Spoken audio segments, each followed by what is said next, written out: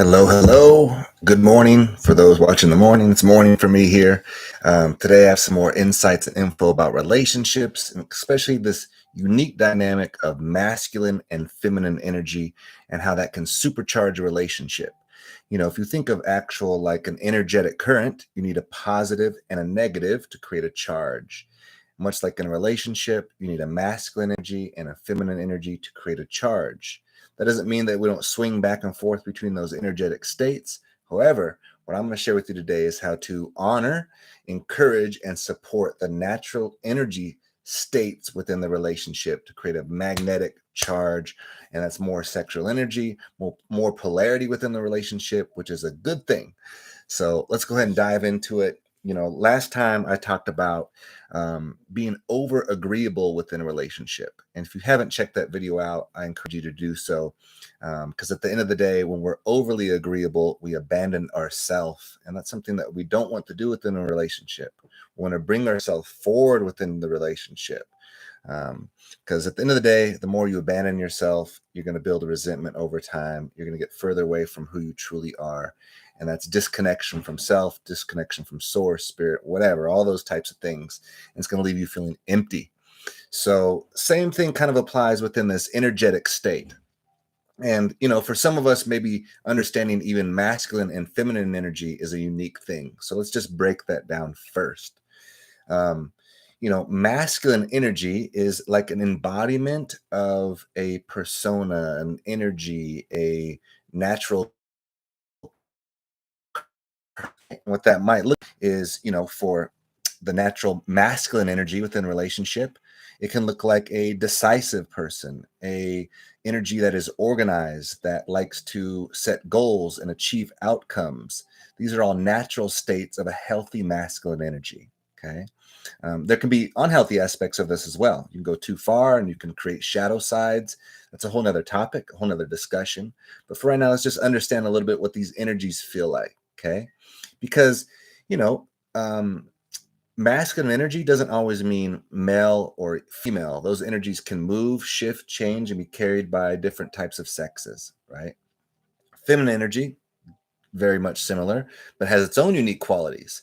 And those qualities typically are like being spontaneous, being creative, going with the flow. Those are beautiful qualities. And also, that can have a shadow side as well, things like manipulation and so forth. But again, we're not going to cover those for now. We're just going to focus when we have these healthy states of masculine and feminine energy. Now, if you think of it again like that magnetic current, you need a positive charge and a negative charge to create energy, to create flow, right? Same thing. You have to, in a healthy relationship, you have a healthy masculine and a healthy feminine energy. And those dynamics flow. There's a current back and forth between them. But what happens often in the relationship is we kill the current. We kill that energetic flow. And I'll give you like a little story, a little example that kind of illustrates this.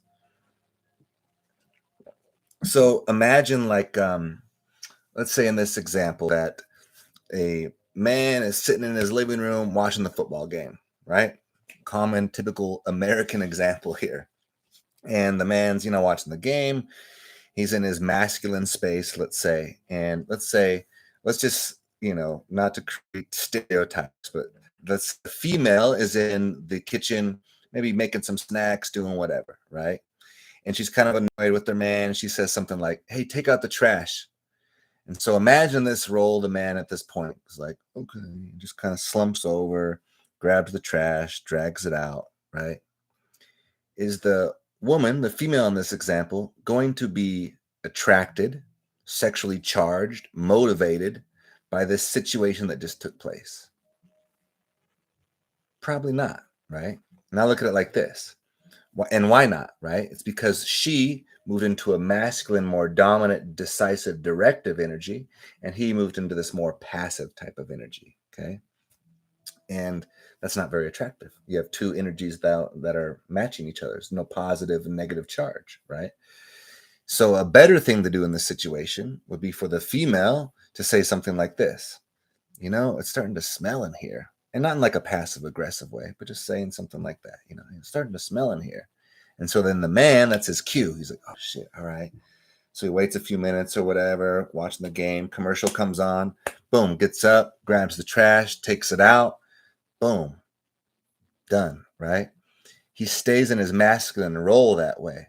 And men, we like to feel like we won the day, like we slayed the dragon, like we're knights in shining armor. As cheesy as it is, but that will make a man feel good. And in this example, will the female have a better chance of being turned on, having a sexual charge within the relationship later that day, later that evening? Much more likely, right? It's because the man was allowed to stay in his masculine role and the woman could stay in her feminine space at that point, right? So we create the charge, we keep the charge within the relationship. Another thing that happens is like in the other way, in the inverse, is like let's say you're gonna go on a date, right? And you have to be there at a certain time. And maybe in this instance, the man being directive, decisive, that masculine energy is ready to go, and the feminine energy is not. A little more spontaneous, right? A little more creative, and also can feel like a little bit of chaos. But I'm letting you know right now that that's a beautiful thing, that you want to honor that space, right? And I know it can be frustrating, and I'll talk to that in a second here. But if the man goes over and just starts going, hey, we have to go, we have to be there on time, da da da, you're running late, you're making us late, she's going to feel pressured, rushed. Okay, all right, fine, let's go, right? So he pulls her energy to be more like him. Again, is there a chance of there being intimacy that evening? Probably a lot less than if they were allowed to stay in their energetic roles. So what would be better in this situation is for the man maybe to say, like, hey, add some buffer time to the situation. Hey, we got to be there at 6. So, hey, can we leave the house by 5:30? Do you think that'd be all right? And here's why, is because X, Y, and Z, I want to be there on time, so forth. It's really important to me because, it's the first time going out with these friends, whatever, right? Kind of create some framework, adds a buffer time in there in case they are a little bit late, and then they can stay in their energetic states, right? And now as time goes on, maybe it's 5:35, 5:40, she finishes up, but you allowed some buffer time, you all hop in the car, you roll off to your date. Is there a better chance of there being intimacy later that evening? Energy, polarity, charge within the relationship. Absolutely, right? Because we're allowed to stay in our energetic roles. Again, we want to be able to move through those dynamics of masculine and feminine energy. For a man, we don't always want to be in our masculine energy zone. It can be exhausting, right? To always be on purpose, always be goal-oriented, always be organized. We have to let some of that go. We have to allow some flow. We can learn from the energy of the feminine because they're more spontaneous, loose, right? And sometimes we can go all the way over and let them lead. Let's just be spontaneous. Let's just go with the flow. That can feel very good and be very healthy. And in fact, we want to learn from those things so we can have range. We want range as whether you're male, female, masculine energy, feminine energy. We want range within ourselves and within the relationship. And the way we do that is we honor those aspects of the other. And so, like for men, I'm speaking to the men right now, like, when you see those points in your partner and she's, what feels like chaos at times and being disorganized, understand without those things, you're not going to get the spontaneous reactions. You're not going to get the creativity. You're not going to get the gentleness and the cooperation. If you take those aspects away and try to make them more like you're going to lose that charge. You're going to have too positive charge or too negative charge. You don't want that. You want those aspects of difference. And they're naturally going to create some frustration, but that frustration is friction. Friction is good. Friction gives us the charge. It keeps the charge, right? And so just understand what's kind of going on behind the curtains within a relationship. It's very healthy. It's very good to see this, right? And by understanding this, that's what I'm trying to do with this video, is just to create more awareness and insights within a relationship, like what's actually going on. Because what that does is it allows us to have more empathy, right? So within your relationship, the next time your partner, is running a little late, feeling a little chaotic, just kind of laugh inside, feel it, and go, "Oh man, that's what makes her who she is," and that's what keeps and creates the energy within the relationship, right? And females, you can honor the masculine role, and what you can do is encourage them to move into that more, to slay the dragon more, to feel, like they won the day. Like men, we want to just feel like we won the day and brought food home and set it on the table, metaphorically speaking. So For females, if you are in a relationship with a man who struggles in that aspect, in that area of life, one of the things you can do is, as they do those things, even when it's small, right? It's little things. You get groceries, bring them home, they head out to the car and bring them all in by themselves. Seems silly, but that's a masculine type of thing. It's something where they could feel like they won the day, right? Encourage that, shine some light on that.